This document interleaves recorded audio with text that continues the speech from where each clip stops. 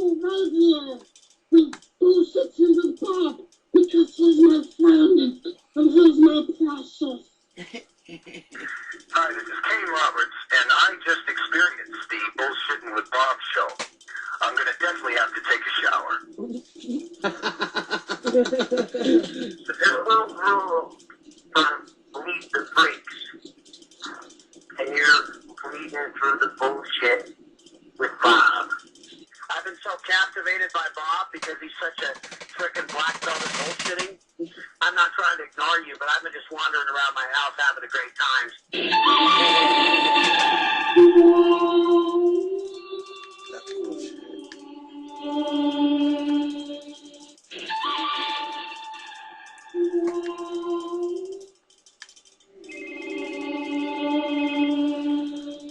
You better say. Alrighty, metalheads. Welcome to the show. This is the Bullshit with Bob show right here on Brutiful Metal Radio.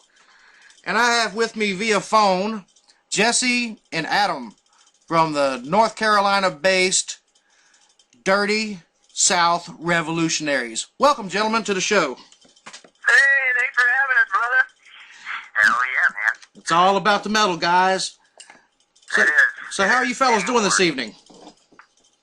Say what? How are you fellas doing this evening? I personally am doing fine. How about you, Jesse? I am trying to get myself drunk tonight. How are you guys doing over there? Well, I'm going to get somewhere in the middle. Yeah, and I'm with him. Yeah. Well, guys, when did Dirty South Revolutionaries kind of start up? Well, I think we all got together back in '04.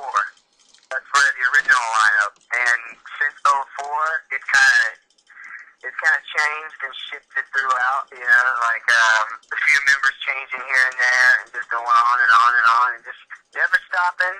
And now we have a newer lineup here. We've had, Jeff, you've been there, what, 2-3 years now? I've been in for about 2.5 years, since like 2010. I think I came in pretty late.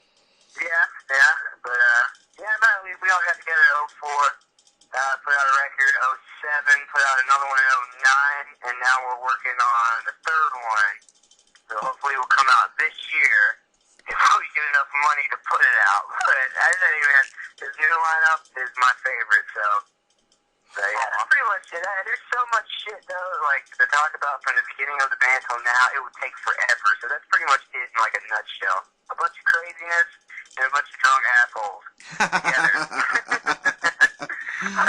Well, we listened to one of your songs called All Hail. And what I heard, man, that's some pretty brutal shit. I mean, yeah. That's some pit music right there. Now, let's see, you got Johnny in the band, who's also in the chat room on vocals. Yeah. You got Rob on vocals. Oh, yeah. Sam on guitar. That's right. Tyler on guitar. And then Jesse, you play bass, and Adam plays drums, correct? Sure. All right. Oh, yeah. Now with the two vocalists, does one primarily do like screams and growls, the other one does more clean singing? How does that work? They do a really good job of blending it together. I think something that's really good that Rob has like brought into the band is he can sing like in a whole different range of levels that our recordings haven't really heard before. You can't really hear them until you listen to our new song, Dead Yuppie Hipsters. That's the first song that you can hear Rob singing with us. He has a whole nother level to it. He can sing. That dude can fucking growl. He can scream. He can do just about anything. Yeah, like that. We used to have it with the old lineup, you know, Moss was kind of covering that whole basis, and Pete, the other vocalist in the first two records, he kind of did scream and stuff. That was his thing, you know, like the yelling style. But now that Moss and Rob are together, they both can just go all over the place and do everything. It opens up this whole new world where you can ride on it and just ride with it forever, and it's amazing. You know, it's fun to actually be able to have that kind of versatility. Right on. I've got Dead Yuppie Hipster, matter of fact, and when we go to our first break, that'll be the first song that comes up, so everybody gets a taste of the current lineup. Hell yeah, they definitely all up in your fucking face. Now, Damn it, is that me that keeps doing that? Because I keep hearing a beep. I'm wondering if I'm hitting it with my fat ass chin. no, I think that's the cord off my phone. How did Dirty South Revolution develop its sound? Because you guys all have a little bit different background that you bring to the table, right? Yes, sir. And how did the Dirty South Revolution sound kind of formulate? Oh, man. Ooh, I guess what you said earlier about everybody's different backgrounds, you know? Like, through the years and the different lineup changes and the different members coming in every now and then, everybody's kind of brought their own feel into it, and we've kind of, you know, we just played off whatever we want, you know, at the time. It didn't really matter to us what we did. We kind of did the punk, hardcore, metal thing. We weren't really trying to stick to one specific genre, you know? Just be wide open with it. That's pretty much it, you know? Just go ahead. You, Jesse, what are you talking about? we never really decided on, like, a specific genre to really go with since I've been writing with the guys and since I've been playing with them. It's just kind of everything that we like when we write it, that's what stays. It can go anywhere from hardcore to punk to metal to the most stupid breakdown laden shit in the world to 80s fucking like glam metal. Like whatever we decide at the time, that's what we're gonna write and that's what's gonna come out in the end. And you know, whether it's what we wrote before, where we're trying to go, it might be a completely different direction where we're trying to go in the future. We just fucking shit, whatever sounds good at the time. Whatever we like. Drink up and just roll with it. Hell yeah. Now, something I've noticed, you know, and I bring this up usually every interview, and I want to get your take on it too. I'm noticing, you know, in the late 90s, early 2000s, there's all these subdivisions and subgenres of metal, and it seems a lot of the bands nowadays are getting into, they're drawn from all the subgenres and really capturing the true metal sound and bringing it back under one umbrella. What do you think about that? I really think I think a lot of bands nowadays are doing justice to it, but a lot of bands, I hate to say it, some of them aren't, some of them are just going with a certain sound that they feel is popular, like right now. You know, and I think a lot of bands, though, are coming out and they are really serving in the scene and the local music scene, and they keep trying to do what we do. They just want to play shows, and that's how you really tell somebody that's actually trying to make a difference, somebody that wants to support local music, not just themselves, not just try to be the next big thing. They just want to put out some good music, you know. So any band that wants to follow that and not really try to make it and just try to come out and just do what they want to do, that's exactly where all need to be going. Fuck where you think you should be going, just go where you want to go. You know, that's how you know you found something good. I personally am super glad that there's a lot more new thrash metal coming out. I like that a lot. I'm glad there's a lot of bringing that back coming. There's a lot of good thrash metal coming out nowadays, dude. It's sweet. You know, I have to agree with both points, because on the one hand, where you said, you know, really go with it and don't try to be some, you know, corporate cookie cutter style of band trying to fit into a certain genre that's selling right now. Let the art flow. Oh yeah. You know, yeah, I totally agree with that. And on the other point, I do agree. There's a lot of good thrash, and it's not that retro rehash thrash. You know, it's something. It's like the next level of thrash. It's very refreshing to hear something like that come out. Hell yeah, dude. Now, you guys hail from North Carolina, the Charlotte area, right? That's when we all started practicing together when the band started, so we just kind of claimed Charlotte, but we're all from, like, deep South Carolina, out in the mountains of North Carolina. I mean, we're pretty much spread all across the Carolinas. Oh, wow. Yeah. Well, how... You know, Charlotte's basically where we got our start, you know, the main city where we started playing all our first shows and had our first practices, so we're just, you know, and that's where we go Charlotte's home, so. I've got a friend that's stationed out there right now, out at Bragg. Fort Bragg, you said? Say again? What'd you say he was stationed at? He was stationed over at Bragg. Yeah, okay, yeah. In fact, he's there now. I was telling you, I was stationed over in Germany, and I was stationed with this guy, and man, we had, I said I left my liver over in Germany. I say that in a figurative sense. I drank enough for 5 or 6 motherfuckers. I tried to outdrink Germans, and that's just the wrong answer. But me and him were stationed out there for nearly 5 years, man. Had a blast out there. And that dude's a fucking nutball. His name's John. He's still serving. He should be retiring, hopefully, next month. But how's the scene over in the North Carolina? And even in South Carolina? I know I see a lot of stuff coming from South Carolina around Myrtle Beach. But I'm not real familiar with the North Carolina scene. I'm sorry, go ahead. The Charlotte area right now is fucking exploding. It's actually doing really well, and it's starting to branch out. Like, I mean, we all know it goes from city to city, and each city has its time, and the scene gets good for a while, and then it dies off for a little bit and goes somewhere else. But I've been involved in the Charlotte scene since, really involved since I joined DSR in 2010. And the promotion I see bands doing and the effort that all these guys are doing to help their friends' bands out as much as their own bands is really awesome, dude. It's good to be from here. It's good to play shows from here. Because people just show up just to support the scene.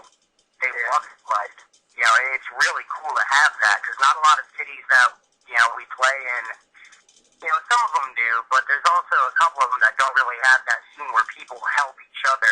They only try to help themselves. Charlotte, that's real hardcore, especially the bigger cities. That's really awesome. Cities are like that. I play guitar. I'm a musician myself, and the Baton Rouge scene, where I was a part of, they had a few bands that would work together, but it was really a lot of competition and shit talking, and it really brought the scene down. Oh, yeah. Where like New Orleans, on the other hand, that scene worked together, and everyone supported each other, and it was like one big family. That's kind of how it is over in Charlotte. Yeah, pretty much, man. And I mean, it's the same shit in Charlotte too. It's both stories because our band has been a part of both sides of that. People helping each other out, and then some bands they'll help you out, and you'll help them out, and they'll start expecting shit from you. And if you can't do it for them, then they start talking shit. Everybody starts running their mouth, and then you gotta get in there, and you gotta start, basically kicking ass. So everybody shut the fuck up, and then everybody gets good again. Keep going. But so you say you guys down in Baton Rouge, man? Yep, down in Baton Rouge. Dude, fuck yeah, dude. We've had DSR's had some fun in Baton Rouge and New Orleans, man. I personally love Louisiana. I think everybody in the band does too. It was badass. Yeah, we recently moved back. We were living out in southern Alabama, about an hour north of Panama City, and it was nice. Just there was no jobs. There was a very depressed region. I mean, it was a beautiful area, but there's no place like home. This is where I was born and raised, and I'm a swamp boy. I love the mosquitoes and the gators and snakes and all that shit that goes with it. Damn right, dude. Home sweet home, man. Now, Adam, what were some of your influences that made you want to be a metalhead? That is funny that you just mentioned that, because when you were talking about where you're from, and I mentioned the word, I heard the phrase, I said, home sweet home, right in my mind thought Motley Crue, and you asked that question, I was like, yes, Motley Crue, definitely. Right on. There's so many, because it depends on, because there's the bands that you get into as a kid, and then there's the bands that as you grow older, that you get into at the time, and some of them you kind of grow out of, not completely, but, the diehard ones that I never grew out of, that were Motley Crue and Guns N' Roses and old Metallica, the basic shit, Slayer. I love Van Halen, but as I grew up around 13, 14, I was into Marilyn Manson, I got hardcore into Korn, I love White Zombie, still love all that shit, Right on. Sepultura, definitely, for sure, but, those The basic Pantera, of course. Everybody loves Pantera, man.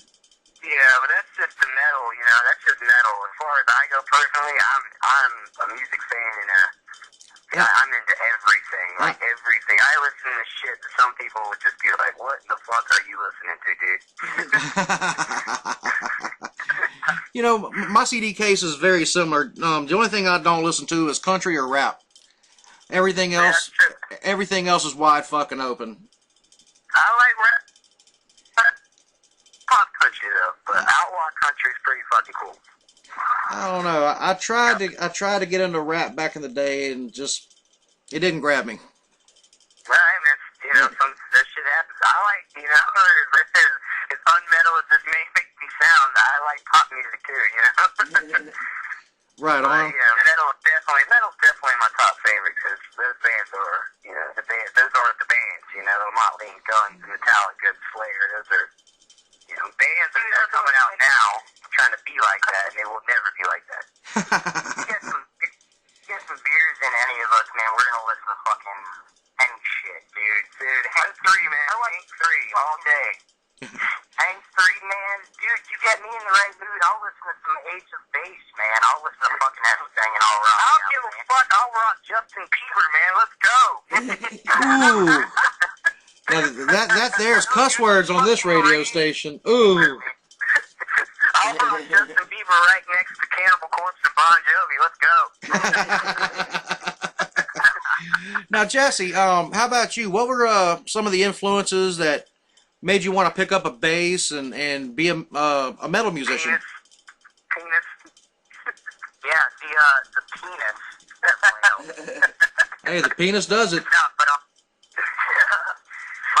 my old man, when I was little, he always played Pink Floyd for me back in the day, and that's pretty much what I grew up on, like my whole life. You know, up until I got to college and really started branching out for myself, I did a lot of, you know, like Adam was saying, Korn, Pink Floyd, Marilyn Manson, Breaking Benjamin, and stuff like that. And then I started just needing something a little heavier, so I went out and, you know, found myself some Converge and some Pig Destroyer and goddamn, you know, Killswitch Engage, and I listened to what I like, and I play in a band with guys that like the same kind of music I like. So we're all kind of drawn from the same pool. I'll listen to fucking anything, though. I mean, I'm a big fan of my Morning Jacket, too. I don't know if anybody else likes my Morning Jacket, but I think they're, dude, my Morning Jack off. Oh, dude, I will jack off listening to that band so much you have no idea. No, please. Laugh all you want, but go and listen to some of my Morning Jacket. I don't plan on it. No, they're alright. Now you got Deanna. Now you got Deanna in the chat room, all blushing and stuff. Yeah.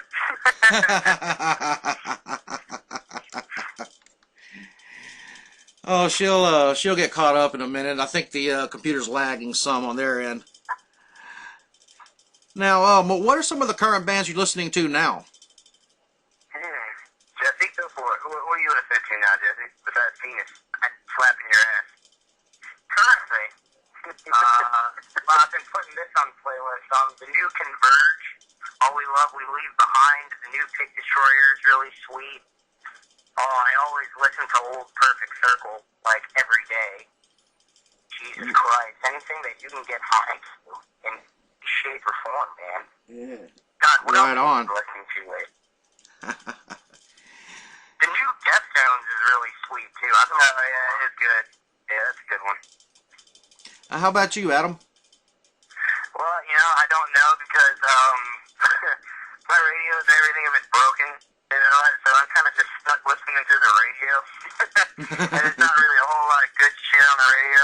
No. I mean, it's gotten to the point where I've listened to the radio so much where I've actually started to grow to like some of those bands. And I'm like, oh my God, what's wrong with me? Overexposure. That's why the whole, like Justin Bieber saying earlier, he's actually becoming a fan of Justin Bieber. Well, I like bands like, I haven't really listened to a whole lot of newer metal bands coming out because of that, because I've been so focused on other shit and then trying to write our own stuff. I haven't really even gotten around to it.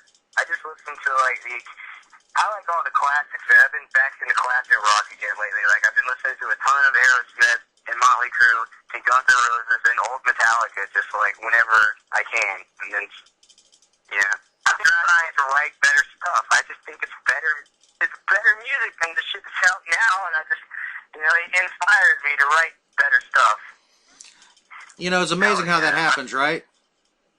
What's that? Said it's amazing how that happens. You listen to the shit that's out there, and then it kind of puts the muse on your shoulder, so to speak, to go and write something just badass to counter it. Yeah, exactly. I think some of these new bands are just trying too hard to be like something that's already happened, and you kind of can't, It's like, you can be influenced by those bands that you grew up on and like it, but you can't be them. And some of these bands want to be them, and they want to sound just like them and look just like them. And that's when you come off just looking stupid, because nobody cares anymore because they've already heard it. You just kind of have to use what you like and just make your own thing out of it and be your own band and your own musician, and not want to be, I don't want to be whoever, Tommy Lee or some shit. It's like, fuck that, why the hell would I want to be that guy? Be yourself. Yep. Hell yeah. We already have one Tommy Lee. Yeah, that's right. We don't need 20. Be that guy. Now, I was looking through some of the tracks that y'all sent us. Of course, we're going to be playing All Hail, Dead Yuppie Hipsters, Gremlin, In the City, In the Middle of Nowhere. I love the title of this one, New Breed of Whore.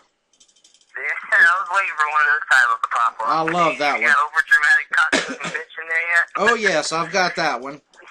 Overdramatic Cocksucking Bitch. Really metal at all, though. Open Eyes, and Went Straight to Hell. Now, talk to me a little bit as far as the songwriting. Is there one person that is the primary songwriter and everybody else kind of throws in, or is it everyone in the mix? Well, lately with the new lineup and the newer stuff that we got, everybody's been in the mix, which is something that we haven't really done as DSR before, like the first two records, like the majority of all those songs that you mentioned, were mainly written by just a few people with, a little touch of something here and there by everybody else, or anybody else in the band at the time, but not much, Right. But now, like Dead Yuppie Hipsters and the other two tracks that we got that aren't out yet, but pretty much all six of us in this new lineup had a hand in that, and I think that's what makes it sound better than the old stuff, Not saying the old stuff sucks, because there's a lot of tracks, of course, I like a lot, but, it's funner. It's a lot funner when people can, when you have more input. And it's not just one guy, it's not just me back there writing a song or trying to, construct it and put it together in the right order. Now you have everybody else coming in and, something that you thought you never would have thought of, they thought of. It's always good to have that. If why would you want to be in a band with just one guy writes the song? Fuck that. No, it'd be like the one guy band, and... Yeah, it's like, hey, welcome to my band. Now, fucking play this song, you douchebag. If you don't play my notes right, I'm gonna kick you out.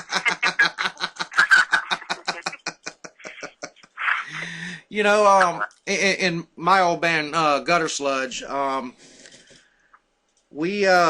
was kind of like that as well. We would all throw in. Everybody had a little part. Typically, we would have one person would bring in, like, say, a skeleton, and then we would adjust it accordingly, and fill it in. But yeah, it's kind of like building the house. That's what I like to convert it. It's kind of like same concept there, Exactly. And it's kind of like you guys. We always considered it, being from South Louisiana, heavy metal gumbo.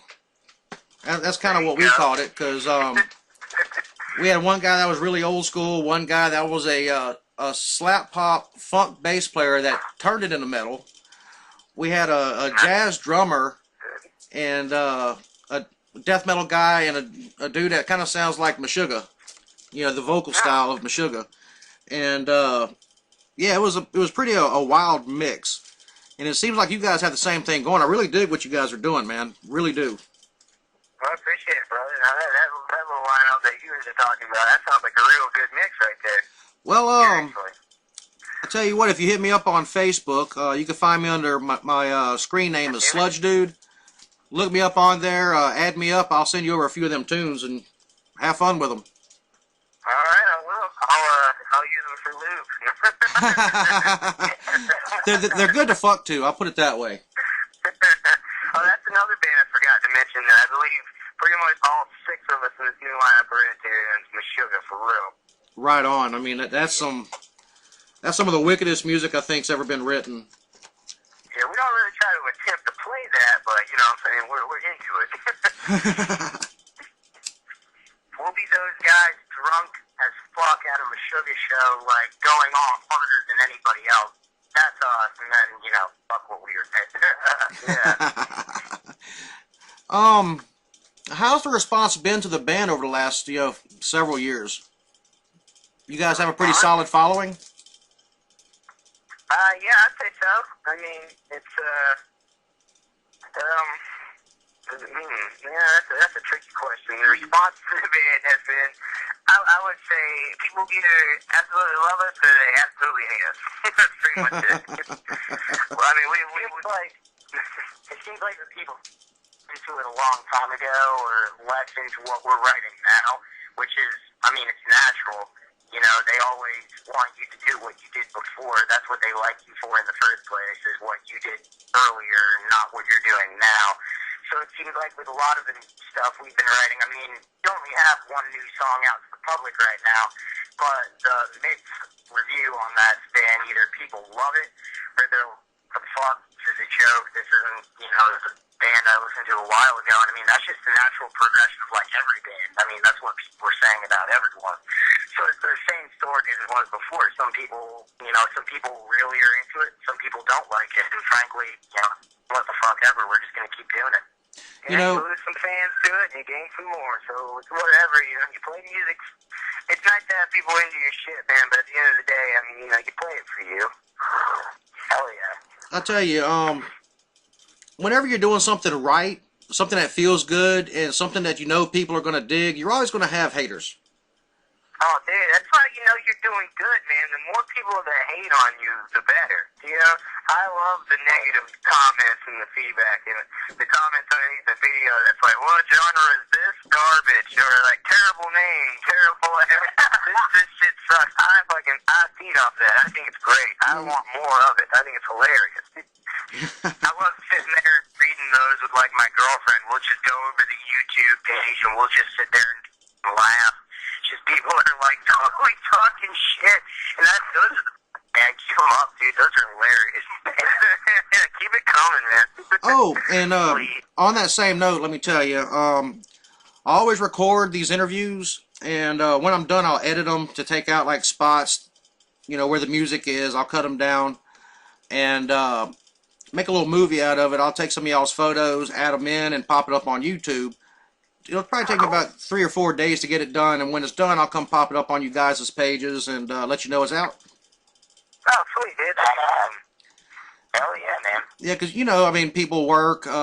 Some people probably couldn't make it into the, you know, to listen to you guys tonight, and they can go back and listen to it, and hell, you guys can go back and listen to it and have a good laugh. Yeah, I was actually wondering that, man. I was going to wait till this was over. I was going to ask you about that, but you already taken care of it, so fuck yeah. But yeah, you know, I was telling you, you know, back in the day here in Baton Rouge with the scene, it seems to me nowadays with the scenes that I've been involved with in like South Alabama, you know, New Orleans scene here. I mean, Baton Rouge's scene now is pretty much devoid. You got a few bands, but they all play out of the city. You know, New Orleans, Lake Charles, Lafayette. But it was always very backbiting, and you know, it was very, very cliquey. You had little groups, and it's nice to see most of these scenes nowadays really, you know, banding together and trying to build the scene and put the music back on the radar. You know. Oh yeah, well that's one of the things that we try to accomplish in our scene when DSR got together. That was the whole point. Was we grabbed people from metal bands, punk bands, and hardcore, just stuck us all together, and we were just like, all right, this is what we're doing now. We're blending all these things into it. And a lot of people didn't get it at first, and for a while they caught on, and that was kind of our thing. We didn't really focus on really necessarily the music being that great, we didn't really care. It was just really fast and really loud and noisy. It was more about, and that would be the message we got up there. Just like no hardcore kids fighting these punk kids. No metal kids are going to fight this. If I see a new metal kid and some kid in fucking gym shorts doing some shit, and you fight each other, we're going to come out there and kick your ass because everybody here should be allowed to get into this, Right on. on. That's kind of the whole start, and that's kind of what we're keeping it that way. It should stay that way. And people were into it for a while. Some people fell out. They're coming back around because we ain't going nowhere. Now, I've got to ask you guys, where did Dirty South Revolutionaries come from? Where we come from? Yeah, where'd the name come from? How'd y'all develop the name? Well, Mom told me on Earth that he wants to know too. It came from our singer Moss and our very first guitar player Steve, who was on the first two records. But I think, according to what Moss says, Moss and used to have, he still kind of does it, but he used to have this promotion company where he put together a lot of shows, which is actually where we first met each other, and it was called Dirty South Promotions. And his whole point on that was to book as many different style bands as possible and put it on the same bill, so everybody could come together, like that kind of thing. And then right around in there, he met Steve, and they got together, and they decided that, they were going to make this band out of different characters from different bands. And I think Moss was like, we should call it Dirty South something, and Steve was like, Revolutionaries. And they were like, all right, fuck it, let's do it. And there you go. It's a cool name, man. I mean, real representative of the South, and I dig that. Hell yeah. Dude, I saw this band when I was in high school with our drummer, TCG, and, he played me Queen City Underground, our first CD, back when I was like, I couldn't have been older than 17, and it was basically just like, how sad is that? I was like 17, and dude must have been like 20. I was 21, dude. I wasn't that old. You're right. That ain't that bad. But I saw him at Tremont. They were awesome. And then I went to college. I went to East Carolina to get my degree. And he hits me up and he tells me he's playing drums for Dirty South Revolutionaries and they need a bass player. So of course I kind of, I still went to school, but besides that I dropped everything. And I was like, oh yeah, let's do this, man. All right, now every band has one. Who is the prankster of the band? Who's the guy that likes pulling the joke? Everybody's the jokester? Everybody's a jokester in this band, dude. You can't, nobody's allowed to rest around us. That's what I like to hear. I don't think there's one person in this band that isn't fucking crazy in their own right, man. You're not allowed to be in this band unless you're that way, because we've had some people come in the band that are just, just lame, boring, and they only last maybe a few weeks. I'm like, all right, see you later. Too serious. They're really mad and nothing works out, and then they leave. If they don't party with the rest of us, I mean, usually it just works out that they get mad at us, and then we all get mad at each other, and then they're gone within a couple weeks. You got to tell me one of the good ones. What is the best joke or prank that's been pulled up till this point? Oh, you remember that time? I hit you in the face in Texas with my stick out? Yeah, okay, that's one of them. Dude, that one just sticks out for me. That was hilarious. For some reason, why were you pantsless in the first place? Did I nut tapped you in the balls, and apparently it hurt him really, really bad. And he got really pissed, and I didn't know it. And he just fucking punched me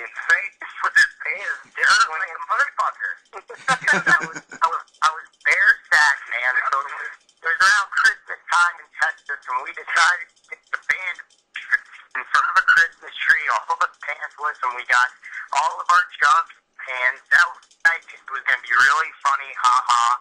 So I pull my dick out. I'm walking around, just shirt and my shoes on, and, I'm drunk, so I don't really care. And Adam runs up to me out of nowhere, cubes me in the nuts, really hard. Like, he was drunk, so probably way harder than he even meant to. It hurt like a motherfucker, but my ego was hurt with it. Like, it didn't just die right there. So I kind of recovered, and, a second later, I thought to myself, I was like, he deserves to get hit in the face. So I went up. I didn't really regret it. I didn't want to hurt him. I didn't hate him. It's not like I was like, fuck Adam. I was just like, he hit me in the nuts. I should hit him in the face. So he punched me in the face, and it was hilarious, too, because I was like, I didn't even take him seriously after he did it. I was like, are you serious, bro?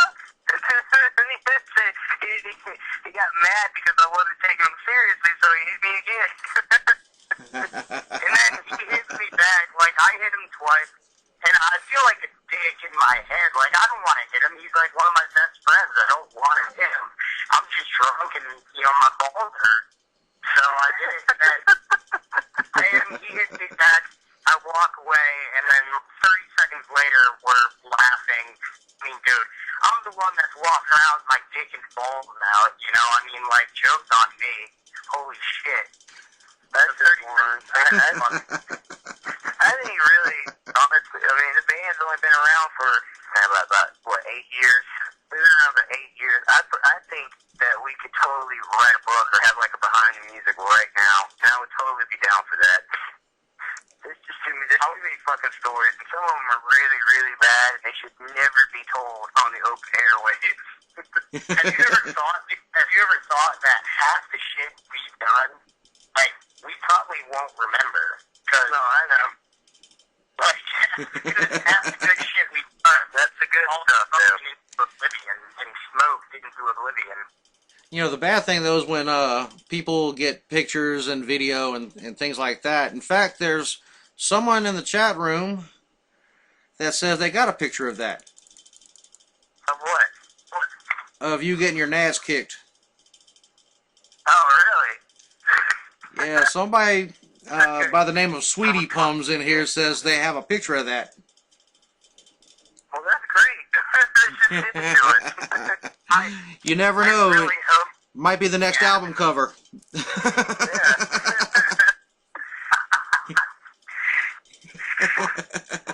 I really hope that picture is me bare ass, like swinging it at him's face really hard, like a superhero out of a comic book. You could be like Spider-Cock or something, Spider-Cock. That's pretty much what it is. This long man, Let's call him Spider-Ass because she got a hairy butt.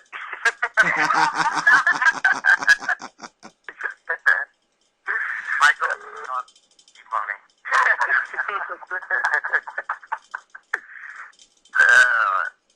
I need another beer.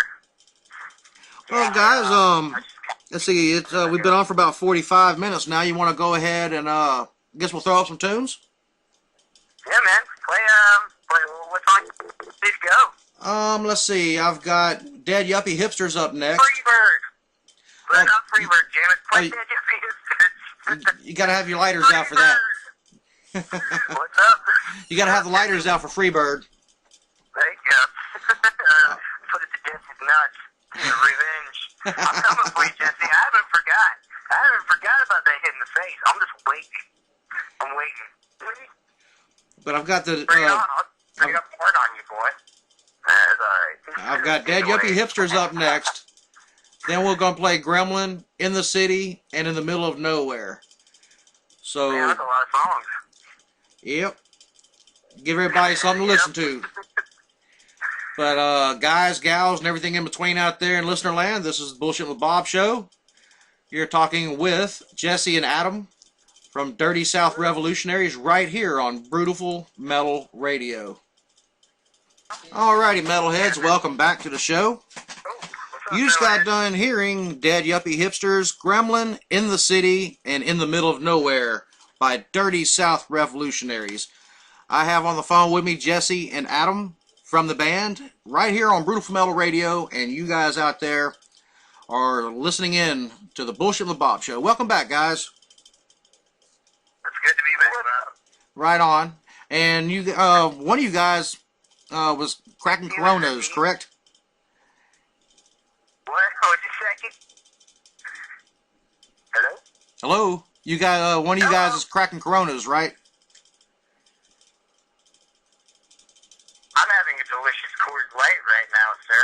I'm sorry, I missed it. I think I lost signal, but I think I am back now. Could you please repeat the question? No problem. I said one of you guys is cracking open Coronas, and Yes, that is me. And skulls. No, I'm kidding.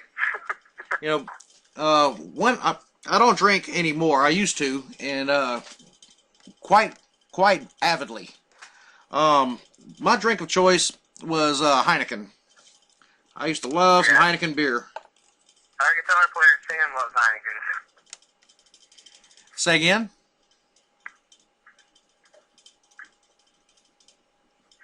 I said our guitar player Sam, he's a big Heineken fan.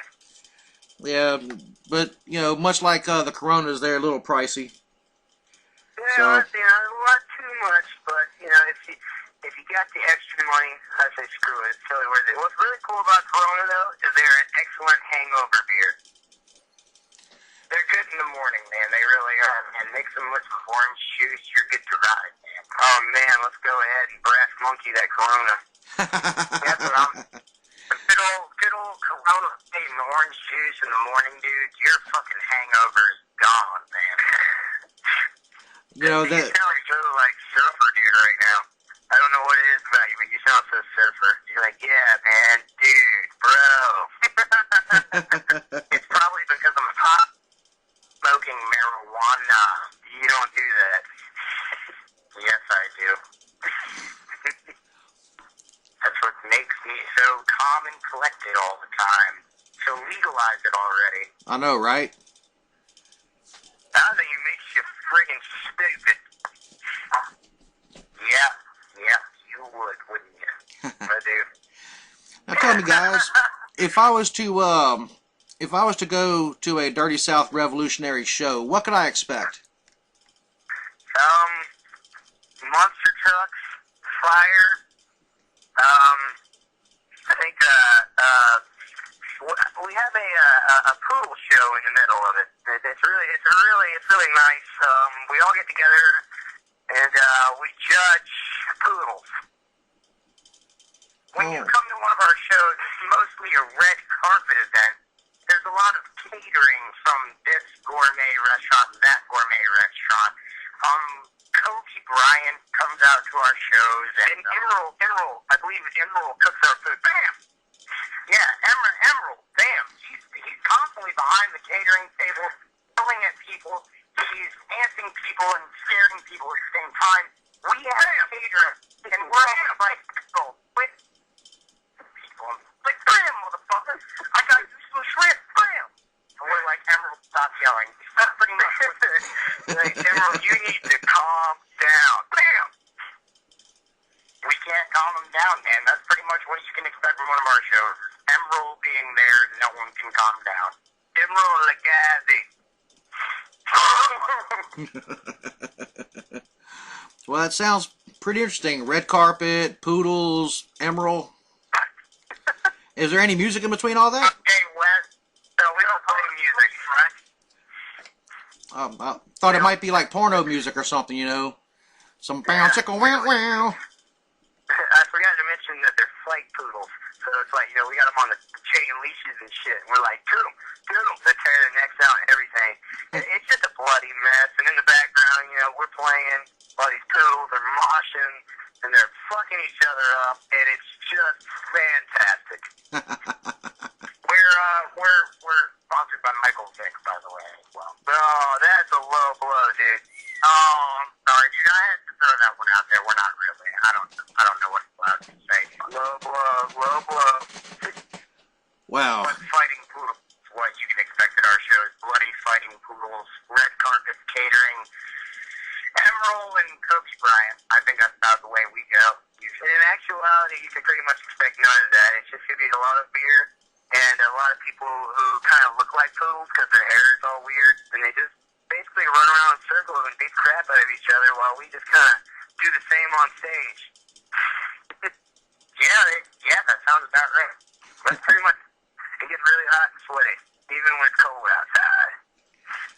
I got Vixen in the chat room throwing some links up for you guys. DSR can be found at facebook.com/Dirty South Revolutionaries. Booking, Yes, facebook.com/Dirty South Moss. And you can also find them on MySpace at myspace.com, the Dirty South Revolutionaries.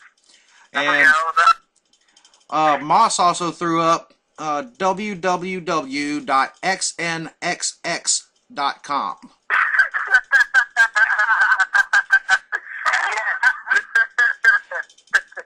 That must be one of those poodle sites. That is one of our poodle sites. You will see epic show poodles. They're rough. It's just a beautiful thing. So there you go, folks. Make sure you check out xnxx.com first before you visit the other ones. Yeah, because that's the main one. That's our main site. If you have any good fighting poodles, please shoot. And actually, Vixen went there. Deanna went and visited it.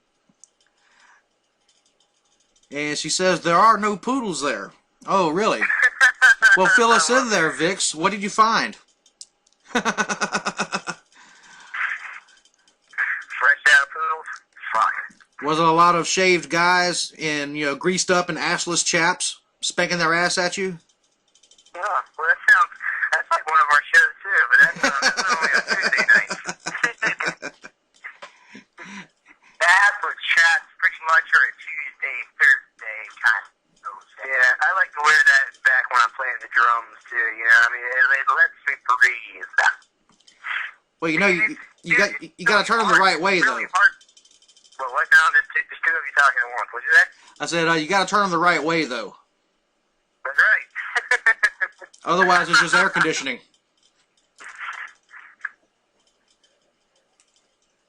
Now, let's talk about your gear.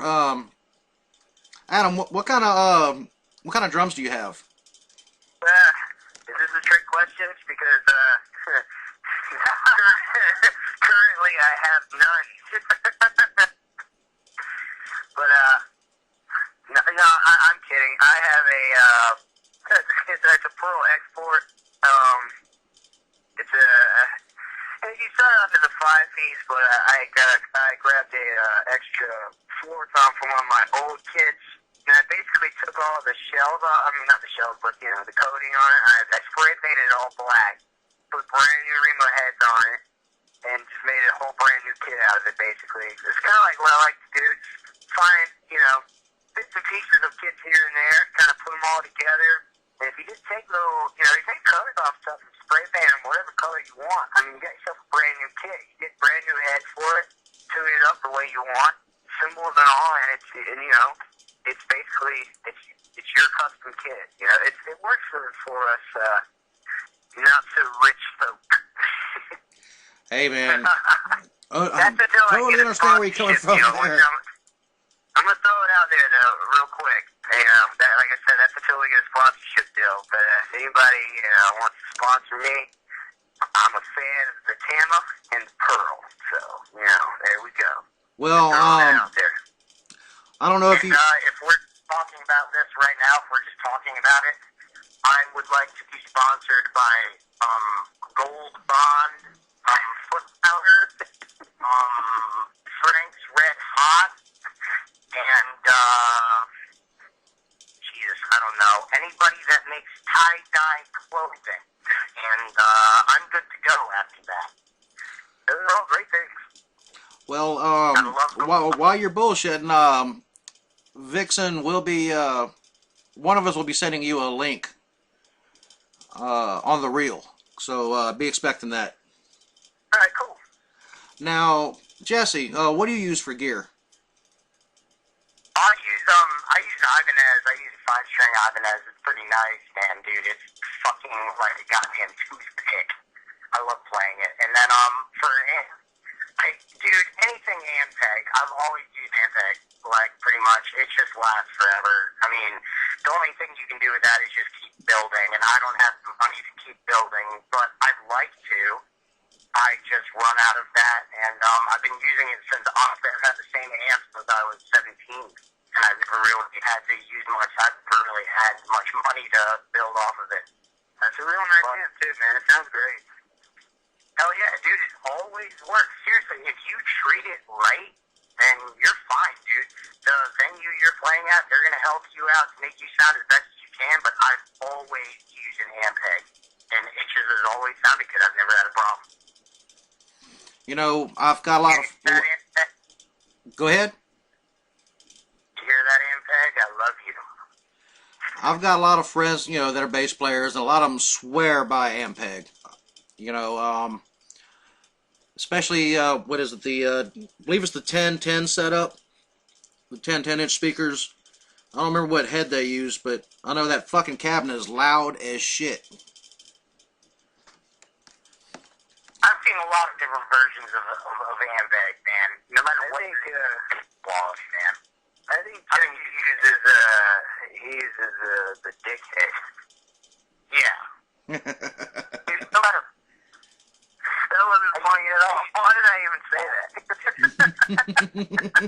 I didn't know where to go with it, man. I was like, I'd set you up for it, and you went nowhere with me. God damn you, Jesse. Pretty much all I can do to set up like that is agree with you. Not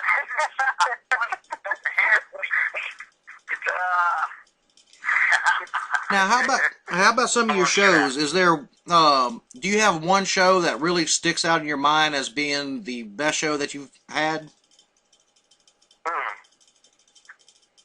What would you say, Adam? Well, what about you, Jesse? I mean, since you've been in the band, what has been your favorite show? All right, well, you weren't in the band at the time. You were... Oh, shit, no way.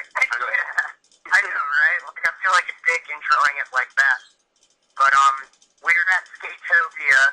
It was the summer of 2010. When I first joined the band, I was only in for like 3 weeks, and they asked me if I would go on tour with them. We went up to Skatopia and met Bruce Martin, all those guys, and that was for a skate fest that they were doing with Guar, CJ Ramone, the Meat Puppets, Fishbone, 7 Seconds, all these awesome bands. And I'd only been in this band for like 3 weeks, so we ride up there, and we just had a great time with all those bands hanging out, and we, goddamn, you know, it's like kind of going up there as a fan. You're not really used to what you're doing yet. You're not really used to being in a band. And next thing you know, you're around all these people that you've looked up to for goddamn ever. And, you know, you're on the same level as everybody. It was kind of cool. It was kind of a good way to start out, you know, and I'll always hold that as a really good memory. I mean, I know we played a million good shows, but that's one I'll always remember. Now, that sounds like a good one. I've got a guy in the chat room name of Hellbilly, and he's saying these guys played a show in my town so damn hard that a giant chandelier fell from the ceiling and broke everywhere. Holy crap! I forgot all about that. When was that? To recall, I don't even know how long ago that was. But wow. Can you be more specific on like where exactly it was? Where was his hometown? Hellbilly, where was your hometown, and about when was this?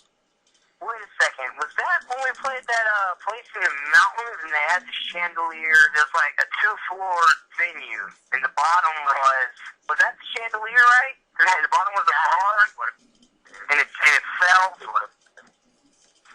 Yeah, I think that is it. And dude, that's exactly. I mean, it could have been a different time. I'm not sure. It really could have been. No, I think yeah, that was just a couple. That was only like a year or two ago. Yeah.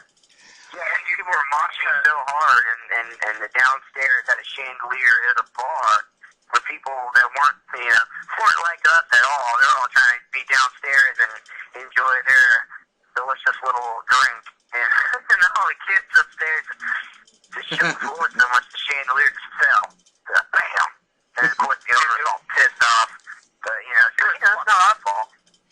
Yeah, It was fucking awesome. We were up there, we just played our show, and we had the same normal amount of people that we had there getting rowdy with us up in the mountains. You're right, dude. That's exactly what it was. And it didn't even seem that insane. I just don't know if the venue was ready for that kind of show where people were going to be moshing, like, upstairs. Apparently there was all these, normal folk downstairs and chandeliers fell down when all these people were running around in circles upstairs. Man, I just don't think they were ready for it. Yeah, Moss came in and said that you guys were correct. West Jefferson. West Jefferson, there it is. That's what it was. That's Now, always been a good show. tell me about what would you would consider to be the worst show? Oh, God. The worst show? And why? I definitely remember one for me. I can't remember just one, man. It's been, playing in a band is, especially in the beginning when you first start out, it's nothing but bad shows, Right. There's nothing but, driving on the road for hours and, the shows where you expect people to be there or you show up at a town that you're not from and you're hoping that the local bands that put you on did their work and they promoted, but they didn't, and they dropped off, and no one's there except for, maybe the bartender. You're just like, well, can we get some money at least? Because we drove all this way, and they're like, well, I'll give you a beer. And you're like, are you kidding me? You just have to debate yourself. Like, do I load in, to maybe get this night to practice, or should I just sit here lonely and drink this lonely beer and wonder where everybody's at? Yeah, there's a lot of times I've played shows, man, and same thing, going out of town and you go somewhere and not properly promoted, and you're playing to bartenders, band members, and girlfriends. Oh, yeah. It's like that, yeah, exactly. And that happens, so that's the name of the game. It's hit or miss. A lot.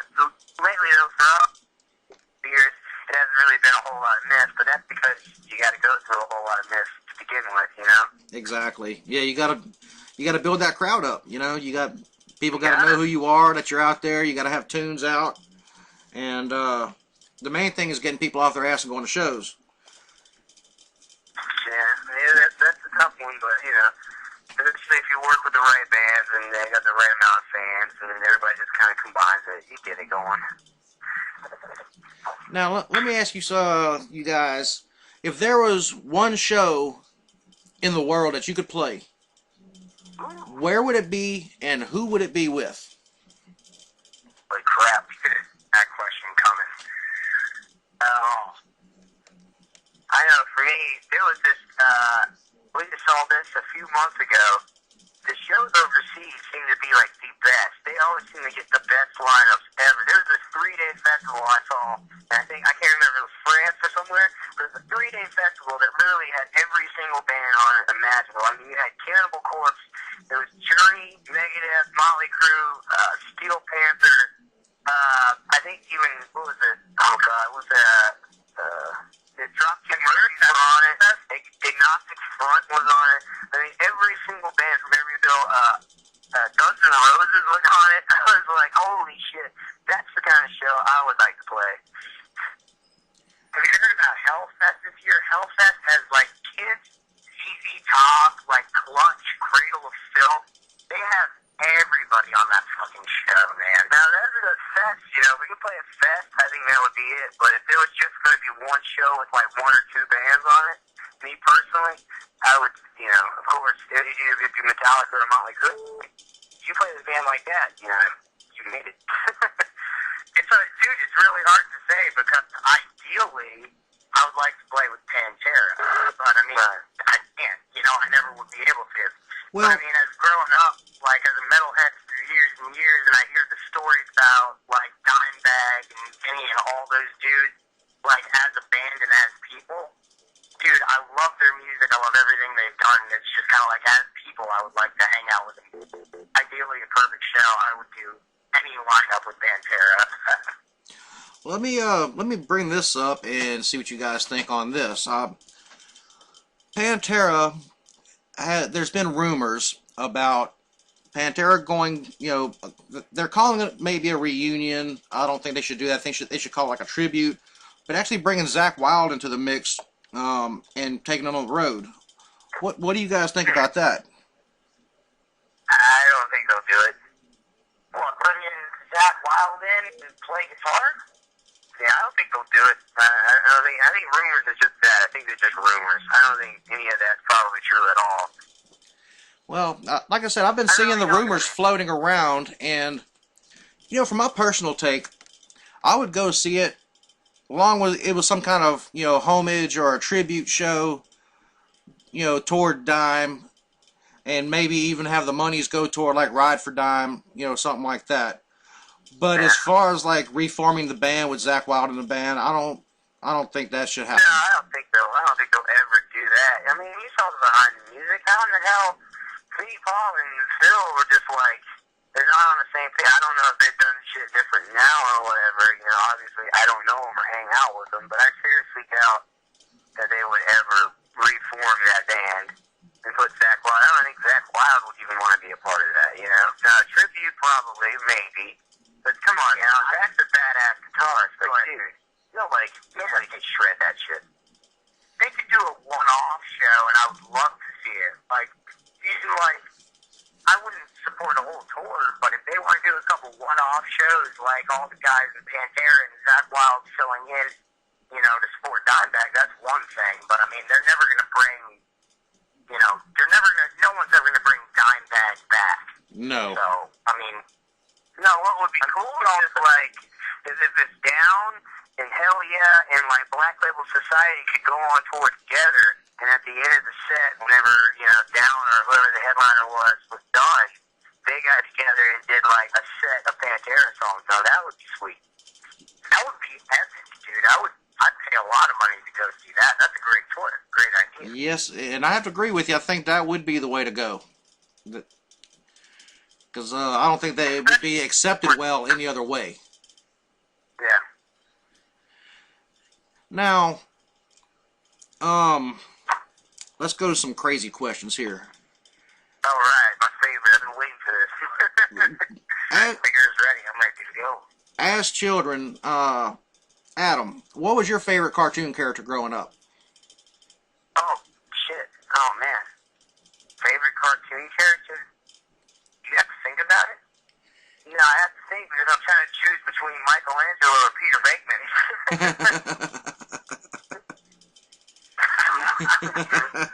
I'd have to say both.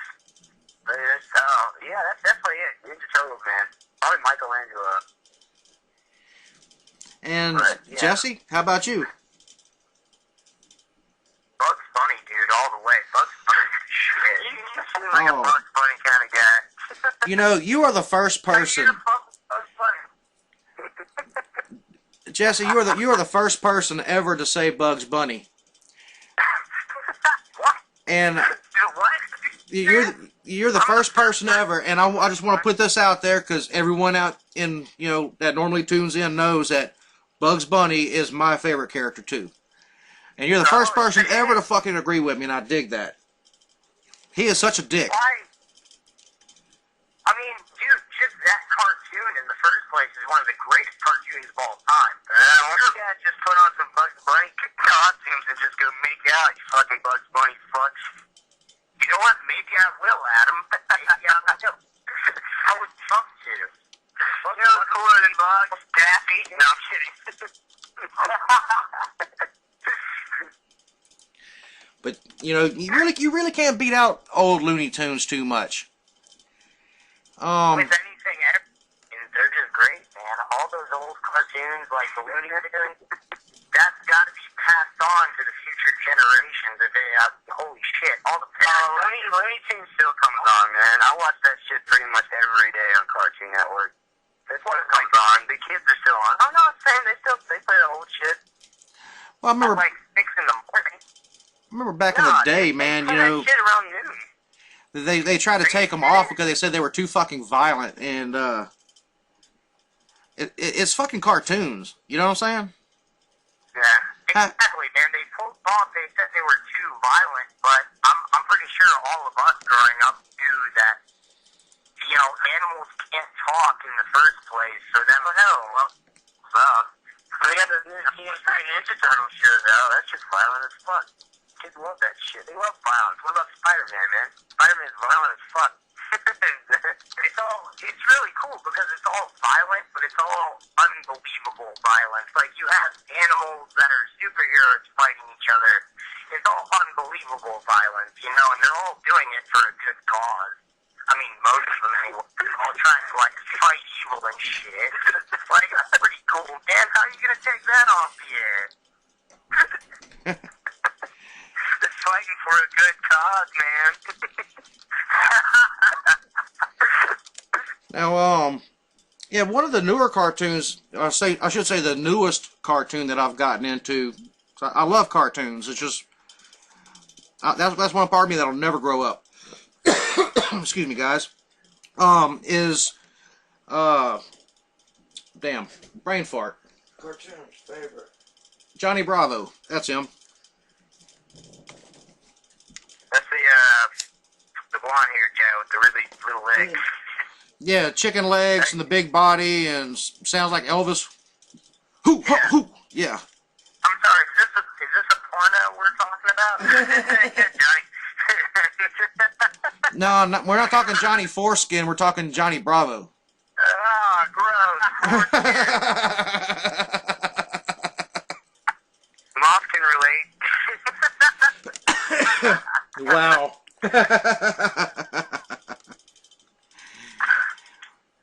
Well, let's see.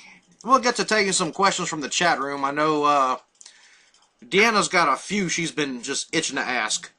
So, people in the chat, I have Jesse and Adam here waiting to take your questions. Throw them at us. What do you got?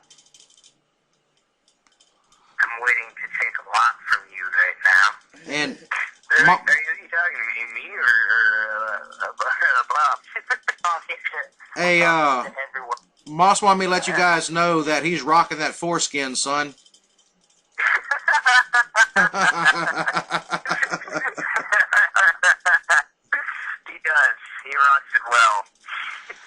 Okay, here we go. Deanna's question. She always wants to know this. Do you guys wear boxers, briefs, or do you go commando? Well, that depends on the day, to be honest with you. Just he wears the same day panties over and over. They always say Tuesday. We know it's not Tuesday. Change your fucking panties, Jesse.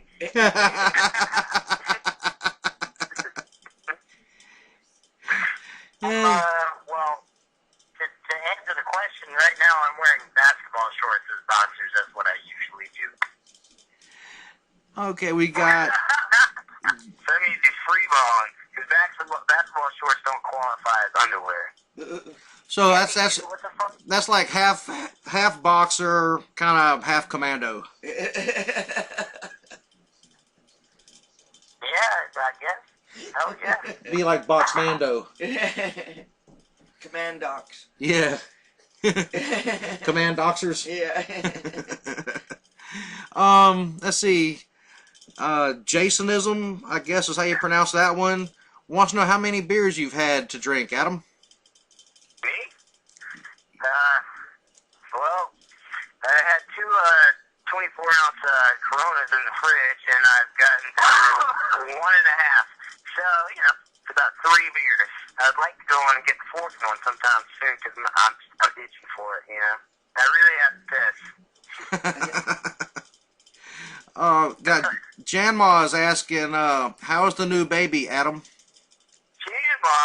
Mom! What are you doing on the chat? Busted. Now she knows you free ball. Oh, God, that's hilarious. My baby is awesome. My baby is the shit. She is inside right now with the family, hanging out. I I don't know if she's asleep or if she's listening to her daddy being an idiot, but either way, she's being cool. So. And she said, Adam's Commando. And she says, and so true. is G's per Lindsay. What? Jesse. What? Yeah. It was just, I don't get it, Mom. Ma, I don't get it. she said, so's Jesse. Oh, so it's Jim on it? Adam's Commando, and so is Jesse. Both of you guys are commandos. We are. We're commanders. They're commando commanders. We are the commando commanders. Free ball revolutionaries. There you go.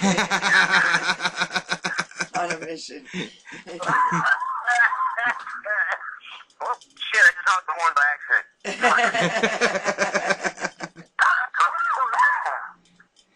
Oops. That was an accident. Oh well. It happened. I can't take it back. Hey, that's the way it goes sometimes. That's life.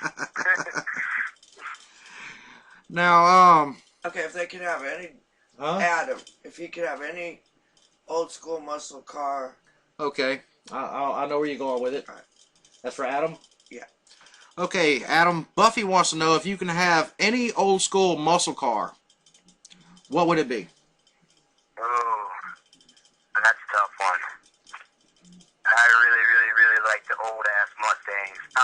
There was a car that my old stepdad had when I was growing up that I've always liked. It was a Boss 302. And if I could get one of those, that'd be sweet. Or the old school Cobras, man. Those things are nice. Nice. I got to That's see. pretty much it, yeah. I got to see a Cobra when we were living in Alabama. We were about a mile away from Fort Rucker, which is the Army's aviation post, and there was a guy on there that had a GT 500. You talk about just fucking sweet. That car purred. But, it had to be an officer. That's close to a six-figure car. Oh, yeah, definitely. But, man, it was, I tell you. That thing rolled by, I was jealous. Chitty, chitty, bang, bang. Is that your muscle car, Jesse?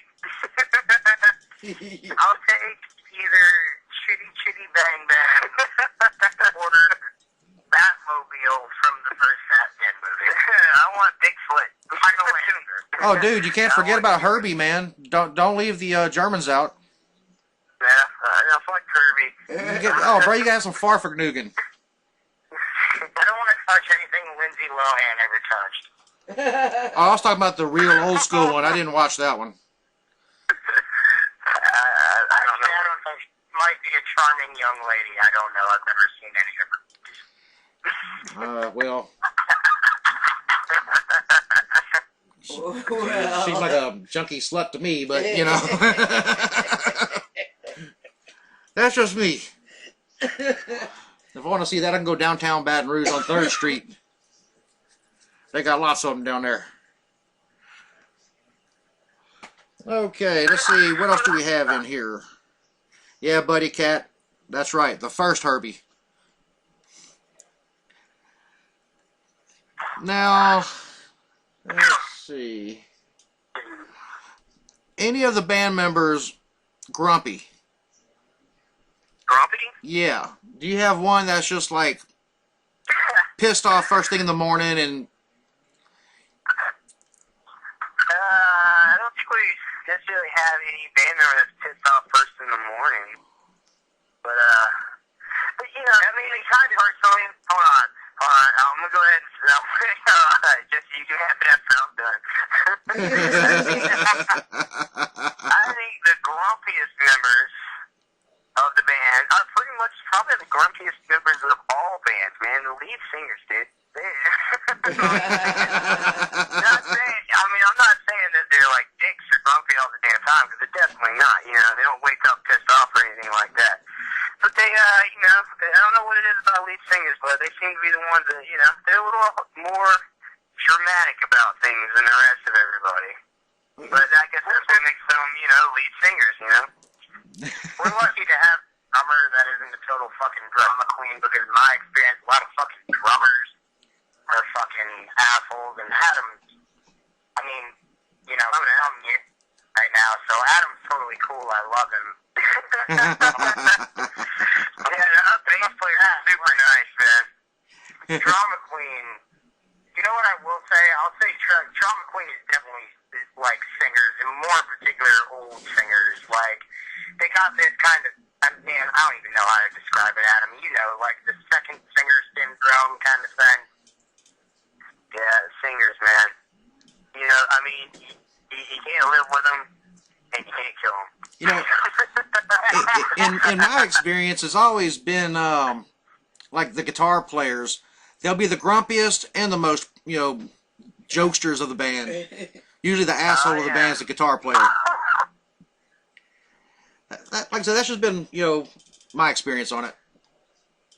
Yeah, well, I guess, you know, it just depends. It really does. But there's nobody really in our band that's really, like, you know, grumpy. Because like I was saying earlier, you can't put up with shit like that. Especially when you're on the road and things aren't going so well.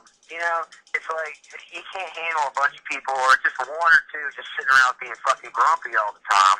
You know, ruining it for everyone. Even though, you know, the situation may suck, so what? You know, shut the fuck up. Yeah, make the best of it, No one right? wants to hear you whine. But no one really in our band does that anymore. I mean, we've had members that did that, and we were just like, you know what, you gotta go. Yeah. And, you know, so I think everybody in this band now is pretty laid back, pretty chill. You know, there's more members that are more dramatic than others, but I mean, that's life, you know, that's what makes people individuals. But do you guys have any shows coming up soon? We do. February 1st and February 2nd are the first two that I know of. And they are, oh man, I can't remember. You should get them off the message to us. I think the first is in Charleston and the second one is Myrtle Beach, or it's the other way around. But that's it. I mean, it's on the Facebook thing. It should, Facebook thingy, the Facebook site, it should be there. Okay, well, all you North Carolina fans out there, go check out the Facebook page, Dirty South Revolutionaries. Yeah, we'll be at the South Carolina shows, South Carolina Cats. Oh, right on. So, South Carolina chat, guys out there in the chat room or listeners, we do have a bunch of outside listeners as well. Sweet. Oh, okay. February 1st is in Charleston. All right, well, there you go. I love Charleston. That was from Moss. And February 2nd is going to be Myrtle Beach. There we go. Now, that's a scene I've heard quite a bit about as of, I don't know, last 4 or 5, maybe even 6 months. The Myrtle Beach scene is just blowing up.